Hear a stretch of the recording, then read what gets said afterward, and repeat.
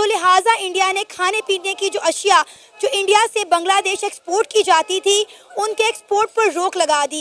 जैसे ही इंडिया ने खाने पीने की चीज़ों की एक्सपोर्ट पर रोक लगाई, हम देख रहे हैं कि बांग्लादेश के अंदर फूड क्राइसिस हद से ज़्यादा बढ़ चुके हैं। यहाँ तक कि बांग्लादेश के जो स्मगलर हैं वो इंडिया के ही बॉर्डर पर चोरी छुपे गोल्ड बेचकर अपने मुल्क में खाने पीने की अशिया लाने पर मजबूर हो चुके हैं। अभी तो इंडिया ने फूड एक्सपोर्ट पर रोक लगाया है तो बांग्लादेश का ये हाल हो गया है। अगर इंडिया ने बांग्लादेश का पानी बंद कर दिया तो बांग्लादेश का क्या हाल होगा कि बांग्लादेश के अंदर फूड क्राइसिस जो है वो हद से ज़्यादा बढ़ चुके हैं। आपको पता है कि जब बांग्लादेश ने इंडिया को आंखें दिखाई तो इंडिया ने जो खाने पीने की चीज़ें थी वो बांग्लादेश में एक्सपोर्ट करने से रोक दी। अब खबर निकलकर सामने आई है कि बांग्लादेश इस हद तक मजबूर हो चुका है कि इंडिया के ही बॉर्डर पर बांग्लादेश के स्मगलर जो हैं वो इलीगल तरीके से सोना बेचकर अपने मुल्क में खाने पीने की चीज़ें ले जाने पर मजबूर हो चुके हैं। क्या कहना चाहेंगे? उनके पास पीने के लिए ना तो दूध है और ना ही खाने पीने के लिए चीज़ें।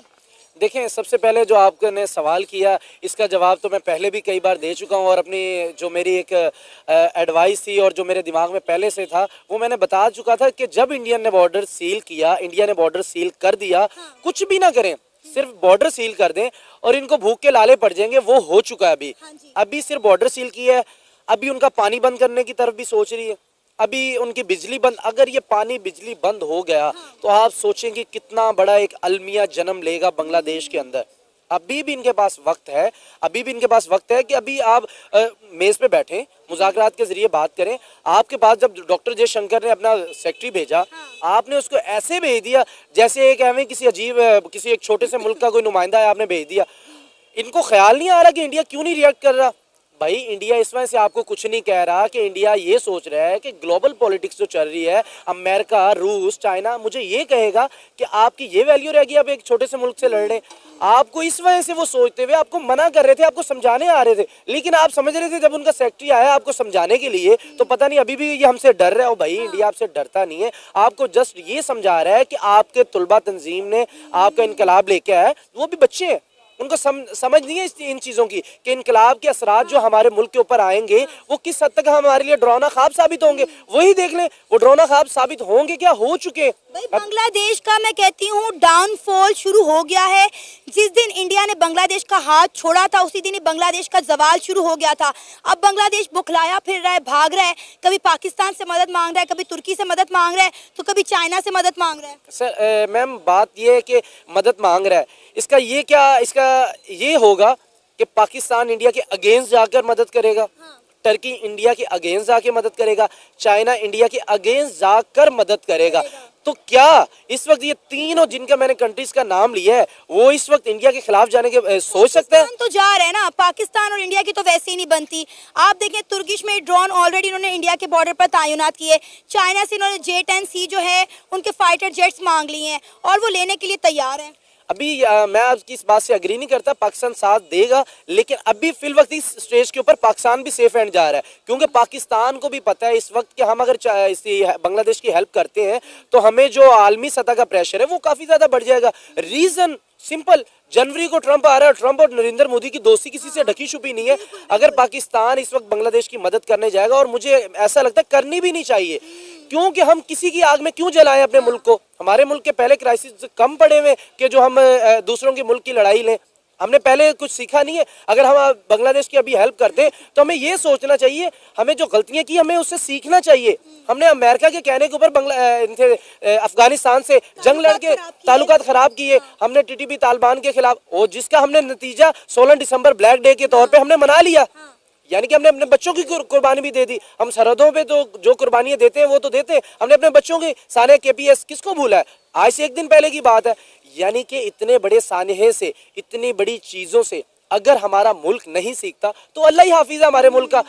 हाँ, मैं ये कहता हूँ, करें आप बांग्लादेश से मामला, करें उनके साथ लेन देन, लेकिन तब करें जब उनके मामला डिसेबल अभी हैं, जब स्टेबल हो जाएंगे तब आप उनसे करें तिजारत।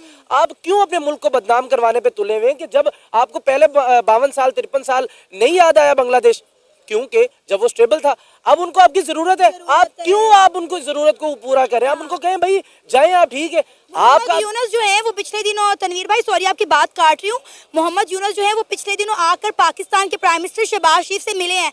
आपको पता है कि इंडिया ने इनकी तमाम अहम जो है फूड इंपोर्ट एक्सपोर्ट जो है वो बंद कर दिया है, कि जितनी भी अहम फूड एक्सपोर्ट इंडिया से बांग्लादेश होती थी उन तमाम पर रोक लगा दी गई है, जिसमें प्याज, आलू, टमाटर और बहुत सारी चीज़ें, उनके राइस तक शामिल थे। अब मोहम्मद यूनुस आए हैं, उन्होंने पाकिस्तान के प्राइम मिनिस्टर शहबाज शरीफ साहब से मुलाकात की है। हमने कितने टन जो है इनको चीनी दे दिया। खुद आप पाकिस्तान में चीनी का रेट देखें, पाकिस्तान खुद जो है महंगाई में डूबा पड़ा है और हम बांग्लादेश को चीनी दे रहे हैं। देखिए, सबसे पहले मैं आपको एक बात बताऊं कि अगर मुझ जैसे एक आम बंदे को पता है कि मुल्क को कैसे चलाना है, तो हमारे जो बैठे हुए ऊपर पता नहीं क्या इनकी समझ से बालातर है। देखिए, मैं इस आपकी बात को सेकंड करता हूं। पहले ये बताऊं, मैं जब डॉक्टर जयशंकर आया था, मुझे याद है अभी भी मैंने आपके ही प्रोग्राम में ये कहा था, अगर डॉक्टर जयशंकर को लाहौर में लाया जाता तो हालात मुख्तलिफ होते, चैंपियन ट्रॉफी इंडियन खेलने आ जाते। इस बात का ये मतलब आज उस पर मैं ये आर्गुमेंट देना चाहता हूँ कि देखें इंडिया नहीं आ रही, हमारे मुल्क से चली गई। अब आप डॉक्टर यूनुस को भाई क्यों पाकिस्तान बुला रहे हैं? आपको पहले नहीं याद था? यानी कि अभी तो आपके पास मौका था इंडिया की संपत्ति हासिल करने के लिए।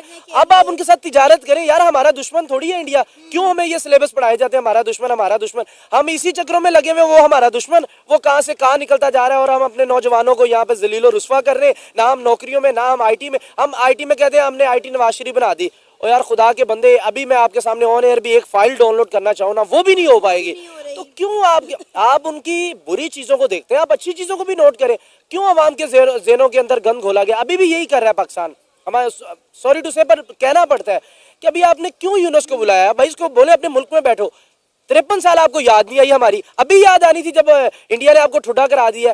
तो ये बात है, हमारे सियासतदानों को कहीं ना कहीं अकल से काम लेना चाहिए। टर्की जैसा मुल्क उनको जवाब दे रहा है, चाइना जवाब दे दिया है, तो भाई हमारे पास तो पल्ले हम नहीं, हमारे पास पहले कुछ। और चाइना भी कभी भी नहीं जाएगा, आपको पता है अच्छे से, लद्दाख पर उनके मामला दुरुस्त नहीं, लेकिन वो एक साइड पे उनकी इकॉनमी, उनकी तिजारत वो चल रही है, ट्रेड उनकी नहीं बंद हुई किसी भी हाल में। अभी भी मैं आपको ऑन एयर बता रहा हूँ, इंडियन अवाम चाइनीज जो चीजें उसका बड़ा कम यूज उन्होंने कर दिया है, बहुत कम यूज कर रहे हैं वो। आप जरूर कमेंट्स में बताइएगा ये बात सही कर रहा हूँ कि गलत कर रहा हूँ। उन्होंने जो चाइनीज की प्रोडक्ट है वो किसी भी ABCZ कुछ भी है, बड़ी महदूद मिकदार में वो यूज कर रहे हैं। रीजन वो कह रहे हैं हम अपने मुल्क को प्रायोरिटी देंगे, हमारे मुल्क की जो चीजें बनेंगी हम उसको यूज करेंगे।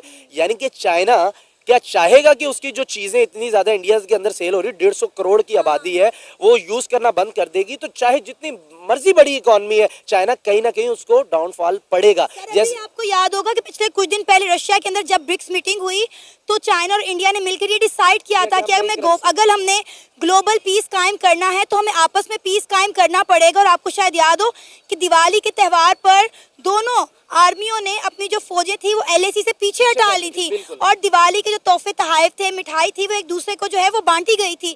तो अब जब एक तरफ इंडिया और चाइना मिलके जो है वो ग्लोबल पीस के लिए हाथ मिला रहे हैं, तो मेरा ख्याल है चाइना यहाँ पे बांग्लादेश का साथ दे के बेवकूफ़ी करेगा।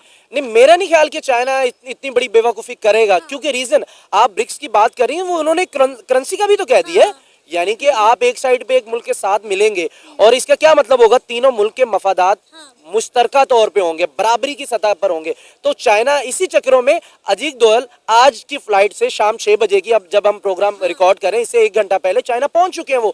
वो चाइना पहुंच के यही बात करने, मेरा जहां तक जाती पॉइंट ऑफ व्यू, यही बात करने गए होंगे कि एक साइड पे आप हमारे साथ करेंसी बनाने के बारे में सोच रहे हैं, एक दफ़ा आप 3 मुल्कों का ग्रुप बनाने के बारे में सोच रहे हैं, और तीसरी दफ़ा आप अपना बांग्लादेश के साथ आप स्टैंड करेंगे। तो मेरा नहीं ख्याल कि चाइना स्टैंड करेगा बांग्लादेश के साथ। अब बांग्लादेश को मसला ये पड़ गया है, वो कहते हैं भूखे तो हम हो गए हैं, अब खुद भी मरेंगे, तुम्हें भी साथ लेके मरेंगे। वो म्यांमार चढ़ाई कर रहा है, म्यांमार 271 किलोमीटर के बॉर्डर पर बांग्लादेश उन्होंने कब्जा कर लिया। भाई ये देखना कि जब तक इंडिया की सपोर्ट थी बांग्लादेश की तरफ किसी ने मैली आंख से नहीं देखा। जैसे इनके मामला इंडिया के साथ खराब हुए, आप देखें कि इनका ही नेबर कंट्री म्यांमार ने 271 किलोमीटर के बॉर्डर पर कब्जा कर लिया। ये हाथ पे हाथ रख के बैठे हैं, इंडिया के बॉर्डर पर ड्रोन लगा रहे हैं, इंडिया को जो है धमकियां दे रहे हैं कि हम ये कर देंगे, हम वो कर देंगे। अभी सिर्फ इंडिया ने इनकी एक्सपोर्ट रोकी है तो उन्हें खाने के लाले पड़ गए हैं। बात यह है कि जो आप 271 किलोमीटर की बात कर रही है ना, वो कोई म्यांमार की फौजें नहीं है, मैं ये वसूख के साथ कहता हूँ, वो कोई फौजी वगैरह नहीं है, वो इनके एक 5-5, 10-10 हज़ार की ना टोलियाँ हैं। वो ऐसे है जैसे कि कोई तंजीम होती है, जैसे हमारे कच्चे के डाकू हैं, वो एक तंजीम के तहत वो किसी की नहीं सुनते। उनके घर में अगर 5 बच्चे हैं तो वो पैदा होते ही असला उनके हाथों में पकड़ा दिया जाता है। जैसे वो 5-6 साल के हो गए उनको पकड़ा दिया, यानी कि उनको मरने डरने का कोई खौफ नहीं है। वो तो 2008 से पहले उनकी इंडिया के साथ बहुत अच्छी मामला थे, म्यांमार के उन चंद एक तंजीमों के। लेकिन जैसे नरेंद्र मोदी आया, उसने शेख हसीना वाजिद को सपोर्ट करना शुरू किया, तो उनको अपने मफादात और बांग्लादेश के मफादात में ये लग रहा था ये आड़े आ रहे, उन्होंने उनको साइड पे कर दिया। लेकिन जैसे ही, अब देखिए सियासत का यही तो होता है, सियासतदान का काम।